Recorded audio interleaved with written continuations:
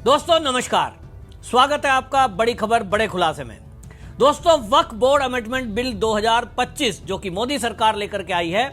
इसको लेकर के पूरे देश में कुछ कट्टरपंथी लोग विरोध प्रकट कर रहे हैं। लेकिन मुसलमानों का एक बड़ा वर्ग ऐसा भी है जो इस मोदी सरकार के नए बिल को लेकर समर्थन में है। खास तौर पे महिला और पसमंदा समाज खुल करके मोदी के पक्ष में आए हैं और उनका कहना यह है कि जो मोदी सरकार ने इसमें संशोधन किए हैं, अब उन गरीबों, महिलाओं और बच्चों के अधिकारों की भी रक्षा होगी। इसको लेकर ऑल इंडिया वुमेन मुस्लिम पर्सनल लॉ बोर्ड की जो अध्यक्ष है शाइस्ता अंबर, उन्होंने मीडिया में आकर खुलकर यह कहा कि पहले जो जिस तरह से यह वक्फ बोर्ड एक्ट बना हुआ था उसमें महिलाओं के अधिकारों की कोई रक्षा नहीं थी। किसी भी परिवार का कोई व्यक्ति अगर अपनी प्रॉपर्टी को वक्फ करने के नाम पर महिलाओं को उस पैतृक संपत्ति मिलना या जो उनको गुजारा भत्ते के लिए मिलनी है उससे महरूम कर देता था। उनके अधिकारों का हनन होता था। बच्चों के गुजारे भत्ते नहीं होते थे। वो कह देते थे साहब हमने तो प्रॉपर्टी को वक्फ कर दिया। लेकिन अब महिलाओं की भागीदारी इसमें सुनिश्चित की गई है। वहीं दूसरी तरफ जो बच्चे हैं और महिला हैं, पहले उनके अधिकारों की भी रक्षा होगी। और इसीलिए ऑल इंडिया वुमेन मुस्लिम पर्सनल लॉ बोर्ड इस मोदी के नए कानून के पक्ष में है। एक सवाल के जवाब में उन्होंने ये कहा कि जो सड़कों पर उतरकर ये आंदोलन कर रहे हैं, जो भी विरोध हो रहा है, ये केवल वो लोग कर रहे हैं जिन्होंने वक्फ बोर्ड के जरिए लाखों करोड़ों रुपए की प्रॉपर्टी कमाई है, अवैध कब्जे कर करके प्रॉपर्टियों को बेचकर पैसा कमाया है। उन्होंने देश की जनता को मूर्ख बनाया और धर्म के नाम पर जो ये किया जा रहा है, इससे केवल व्यक्तिगत लाभ उन लोगों ने लिया है। इसको लेकर के अब आपको बताएं कि जो एक सुप्रीम कोर्ट की जानी मानी वकील हैं नाजिया खान, उनका भी मीडिया में बयान आया है और उन्होंने तो बाकायदा जो इस्लाम की एक धार्मिक पुस्तक है उसको कोट करते हुए ये तक कह दिया कि वक्फ कर जो शब्द है ये कहीं भी इस्लाम में लिखा नहीं है और ये गैर कानूनी है, ये अवैध है। नाजिया खान जो एडवोकेट है सुप्रीम कोर्ट की, वो तो मांग कर रही हैं कि वक्फ बोर्ड को ही सरकार को भंग कर देना चाहिए। हालांकि अभी अमेंडमेंट हुआ है और उसको लेकर भी आप देख रहे हैं कि किस तरह का विरोध है, तो भंग करने का सवाल तो नहीं है। लेकिन सुप्रीम कोर्ट की जो ये एडवोकेट है नाजिया खान, इनका कहना यह है कि सुप्रीम कोर्ट में हमने अपनी तरफ से एक एप्लीकेशन लगाई हुई है और जब 16 अप्रैल की जो तारीख लगी है, जो लोग इस बिल के विरोध में सुप्रीम कोर्ट पहुंचे हैं, चाहे वो असदुद्दीन ओवैसी हो, चाहे वो अमानतुल्लाह खान हो, जितने भी पक्षकार हैं, हमने भी कैविएट दाखिल की है और मैं इस जो बिल है मोदी का, इसके पक्ष में अपनी तरफ से दलीलें सुप्रीम कोर्ट के सामने प्रस्तुत करूंगी। मैं बताऊंगी कि जो धार्मिक पुस्तकों के हवाले दे देकर ये धर्म के काम में अड़ंगा बता रहे हैं, ऐसा कुछ भी किसी भी इस्लाम की धार्मिक पुस्तक में लिखा ही नहीं है कि कोई भी इस तरह की प्रॉपर्टी को वक्फ कर दिया जा सकता है या किसी पर भी वक्फ बोर्ड बना करके कब्जा किया जा सकता है। नाजिया खान साफ साफ कोट करते हुए खुलेआम कह रही हैं और वो खुद भी सुप्रीम कोर्ट की वकील हैं, कानून की जानकार है, इसलिए आज तक किसी ने भी उनका विरोध नहीं किया है। नहीं तो अभी तक तो सड़कों पे लोग उतर जाते, कोर्ट में केस कर देते। नाजिया खान कह रही हैं कि वक्फ जो है ये अवैध है, इसको होना ही नहीं चाहिए और केवल वो लोग आज विरोध कर रहे हैं, चाहे आप देख लीजिए पश्चिम बंगाल हो, चाहे उत्तर प्रदेश का कोई क्षेत्र हो या दक्षिण के कुछ राज्यों में जो विरोध हो रहा है, वो बोल रही हैं कि अगर इनके विरोध में ज्यादातर मुस्लिम होते, तो उन्होंने एक बात बोली कि जंतर मंतर में जब इन्होंने विरोध में रैली बुलाई तो नाजिया खान का कहना है कि इसमें मात्र 2-3 हजार लोग पहुंचे, जबकि पूरे देश के अंदर ये 20 से 25 करोड़ है। दावा किया जा रहा था कि सभी मुसलमान इसके विरोध में हैं, लेकिन नाजिया खान का दावा है कि इसमें मुसलमान सब के सब पक्ष में है, ना कि विरोध में है। मुट्ठी भर वो लोग जिन्होंने वक्फ बोर्ड की मलाई खाई है, वक्फ बोर्ड के नाम पर प्रॉपर्टियों को लूटा है, अमीर बनते चले गए हैं, ऐसे लोग जिन्होंने अवैध कब्जे किए हैं, केवल उनको प्रॉब्लम है क्योंकि अब नए बिल में प्रॉपर्टियों की जांच होगी और अब वक्फ करने के पहले भी 5 साल इस्लाम धर्म का पालन किया हो ऐसे ही व्यक्ति से प्रॉपर्टी दान में ली जा सकती है। अब संपत्तियों की सुरक्षा होगी। अल्पसंख्यक समुदाय के गरीब बच्चे और विधवा को आर्थिक सहायता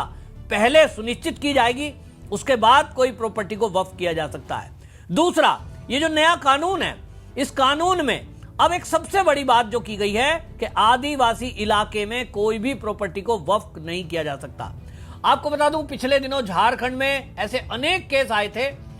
कि बांग्लादेश से घुसपैठी भारत में आते हैं और पश्चिम बंगाल के रास्ते होते हुए बड़ी प्लानिंग के साथ वनवासी एरिया में ये घुसपैठ कर रहे हैं और वहां की लड़कियों से वो विवाह कर लेते हैं, फिर वहीं बस गए और फिर जाकर के वक्फ का खेल शुरू होता है। पहले कोई मदरसा बनाया, फिर कोई मस्जिद बनाई, और आदिवासी एरिया में क्योंकि ये वहां के दामाद कहलाए, दामाद के जरिए मतलब दामाद बनने के बाद अपनी पत्नी के नाम पे ही वो प्रॉपर्टी खरीदना, फिर उसको ट्रांसफर करना, ये खेल चला और इसके कारण से बड़े पैमाने पर आदिवासी एरिया में वक्फ ने अपनी प्रॉपर्टियों का दावा ठोक दिया। केंद्र सरकार ने अब ये रोक लगा दी है कि आदिवासी एरिया में एक भी क्षेत्र में कोई भी जमीन को आप वक्फ की प्रॉपर्टी घोषित नहीं कर सकते। और यही प्रॉब्लम है, इनको लग रहा है कि जो लूट की छूट अभी तक थी वो तो बंद हो गई। इस पर खास तौर पे महिलाओं ने इसमें जो साथ दिया है, उनका कहना यह है कि अभी तक तो उनके बारे में कोई सोचता ही नहीं था।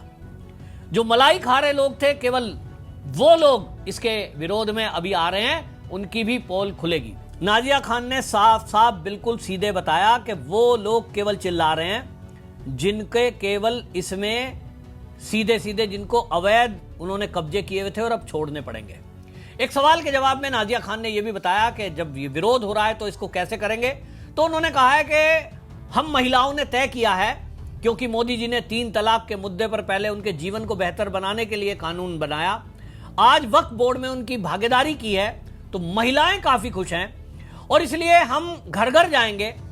हम महिलाएं घर घर में जाएंगे पूरे देश में और मुसलमानों को समझाएंगे कि ये मुट्ठी भर लोगों का केवल खेल है जिन्होंने प्रॉपर्टियों पर कब्जे किए हैं। पसमंदा समाज इसके पक्ष में है और इसके क्या फायदे होंगे, हम कानून की बारीकियों को आम परिवारों को बताएंगे घर घर जाकर। इसकी शुरुआत वो बिहार से करने वाली हैं। एक मीडिया से चैनल पर बात करते हुए उन्होंने खुलासा किया और उन्होंने कहा कि मुसलमानों की महिलाएं अब सड़कों पर उतरेंगी, जाएंगी, लोगों को समझाएंगी। अब इसमें जो परिवर्तन आया है उस परिवर्तन पर बाकी चीजें तो आपने पहले से सुनी ही ली हैं, लेकिन अब जो मुख्य बिंदु है उसमें अहम प्रावधान जो किया गया है, पूर्व की स्थिति बहाल करने के निर्देश दिए गए हैं। कानून बनने से पहले मस्जिद और धार्मिक स्मारकों की स्थिति जस की तस बनी रहेगी, ये इस एक्ट में है। ज्यादातर विरोध के जो मौलाना आप देख रहे हो जो सड़कों पे भड़काने का काम कर रहे हैं, वो यही कह रहे हैं कि मुसलमानों की मस्जिद छीन ली जाएगी, मदरसे छीन लिए जाएंगे, जबकि इसमें पहला पॉइंट ये है कि मस्जिद और धार्मिक स्मारकों की स्थिति जस की तस रहेगी। दूसरा, वक्फ संपत्तियों की जांच जरूरी होगी, कोई भी संपत्ति वक्फ घोषित करने से पहले उसका सत्यापन जरूरी होगा। तीसरा, सरकारी जमीन पर वक्फ दावा नहीं चलेगा, अब किसी भी सरकारी जमीन को वक्फ संपत्ति घोषित नहीं किया जा सकता। पहले ये हो रहा था किसी को भी वक्फ घोषित कर दो, भाई सरकार थोड़ा ही दान दे रही है, और अगर सरकार किसी की है और वो दान भी दे रही है तो अब केंद्र के कानून के तहत वो वक्फ नहीं होगा। सबसे बड़ा अहम मुद्दा जिसको लेकर महिला इस वक्फ एक्ट के पक्ष में आई है, महिलाओं को भी संपत्ति में अधिकार मिलेगा। वक्फ अल औलाद यानी पारिवारिक वक्फ संपत्तियों में मुस्लिम महिलाओं भी अब कानूनी अधिकार मुस्लिम महिलाओं को मिलेगा, ये पहली बार मोदी सरकार ने किया है। दूसरा, वक्फ बोर्ड में विविधता,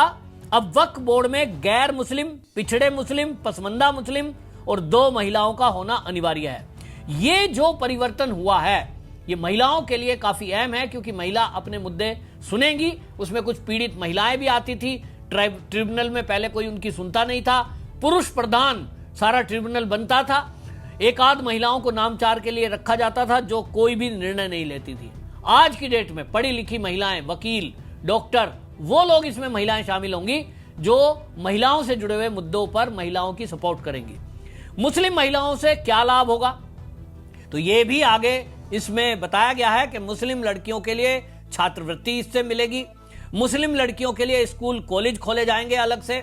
मुस्लिम लड़कियों की शिक्षा का स्तर बढ़ाने के लिए बच्ची जो पढ़ने में होशियार होंगी उनको सहायता दी जाएगी,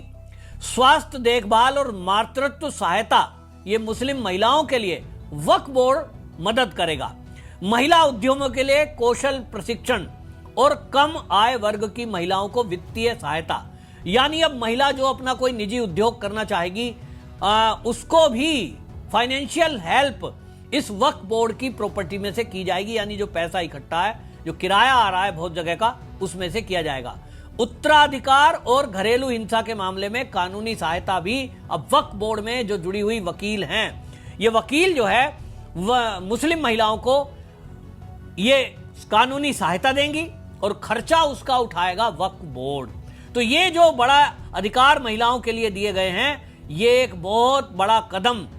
मोदी सरकार ने किया है और इसीलिए महिलाएं खुलकर के इस वक्त के पक्ष में आ गई हैं। और अब आप देखेंगे कि जब महिलाएं सड़कों पे उतरेंगी तो वो नैरेटिव चलाने वाले लोग भी अब भाग खड़े होंगे जो ये कह रहे हैं कि पूरे मुसलमान इस वक्फ एक्ट के विरोध में हैं। इसको लेकर एक बहुत बड़ा कदम है और अब अगले कुछ दिनों में आप देखेंगे कि ये मुस्लिम महिलाएं आपको गली गली सड़क सड़क पर जाते हुए इस वक्फ बोर्ड के बारे में बात करते हुए त्रिस्तरीय, यानी मीडिया में, सोशल मीडिया पर और जमीन पर, तीनों स्तर पर यह मोर्चा संभालने वाली हैं। तो निश्चित रूप से महिला शक्ति जब सड़कों पे उतरेगी तो ये जो घुसपैठिए